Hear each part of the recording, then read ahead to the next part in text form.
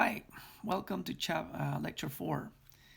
I think most of what I'm going to say now is in regards to the word paradigm.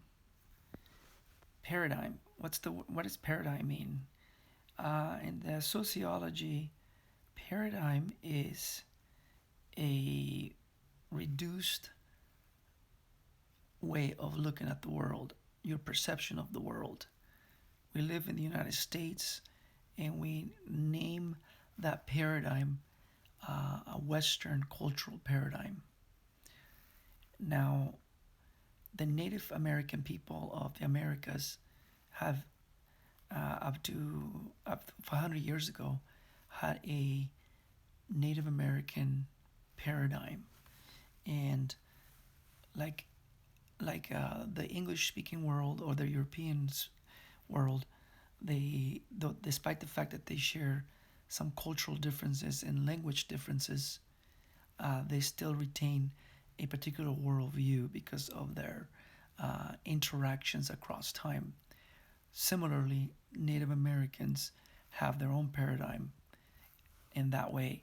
In chapter 7, 8, and 9, we see the author attempting to make a comparison of uh, of this clash of paradigms, because of their universal individual experiences as separate regional cultures, planetary regional cultures. So in chapter 7, we see the interaction of how Native American people related to each other and how they began to organize in regards to how political power was wielded. And depending where you were at, it was organized differently. Power uh, didn't permanently concentrate with a group of people, with a family, with a dynasty. And they, I mean, there's exceptions, but primarily you see the power often being spread across the tribe, across the nation, in some way. Uh, there's exceptions again. You could find, at least in Mayan country, where there's the occasional dynasty where a son or a father passes power to a son. But again, they're a minority. In Europe, it's the opposite.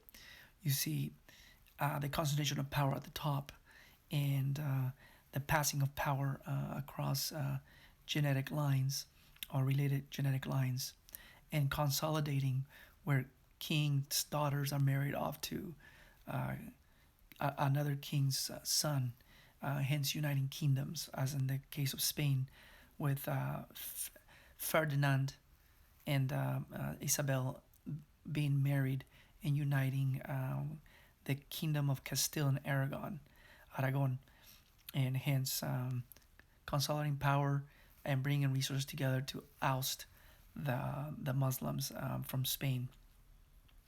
So so pay attention to the different things he talks about, uh, where the native paradigm comes from, whereas it tends to be conducive towards cooperation, while the European ones it's about competition and what feeds cooperation and what feeds competition.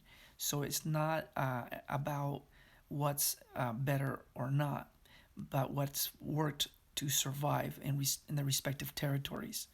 In the Americas, we're talking about two huge land masses. In Europe, we're talking about a peninsula that comes out of Asia. So I don't even consider Europe a continent in the official sense because it's attached to Asia, so it's really Eurasia. Anyways, back to the point.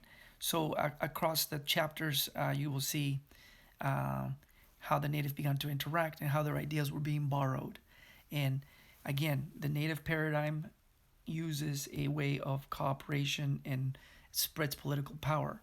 That gets taken by the European.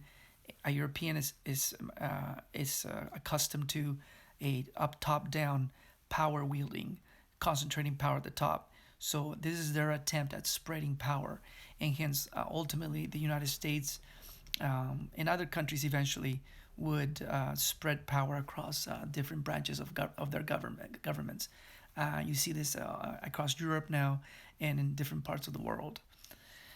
Let's see. The other thing is a couple other things that I think are fascinating.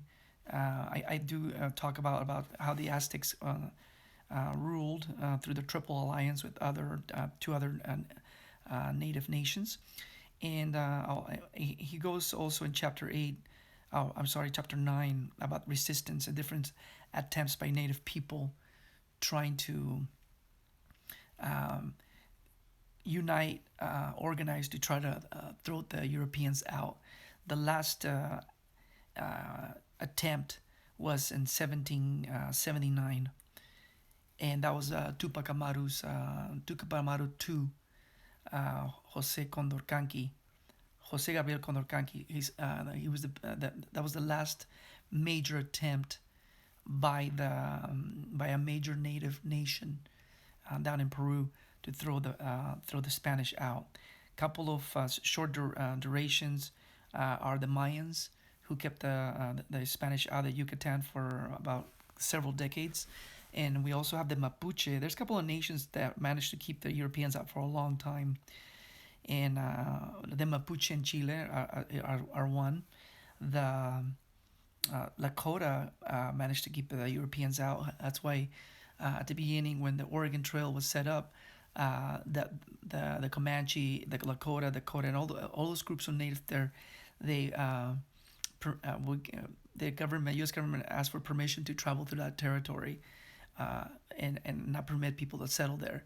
So it wasn't until the United States got organized and managed to finish the Civil War where they were able to concentrate their resources to finally begin to attack that territory and take it over and make those native people submit.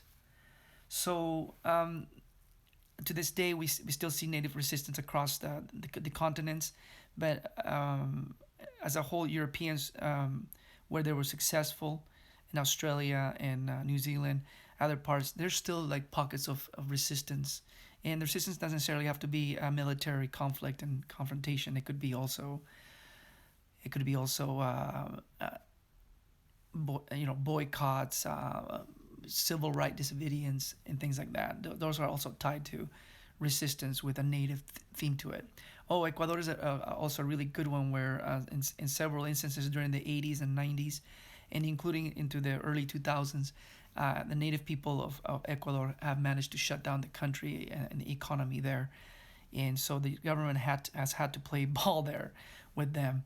And so just pay attention to it. Keep in mind that there's a paradigm here, and the Chicano Latino experience is also tied to this native resistance, where you have a Hispanicized native population, aka Latino Chicanos,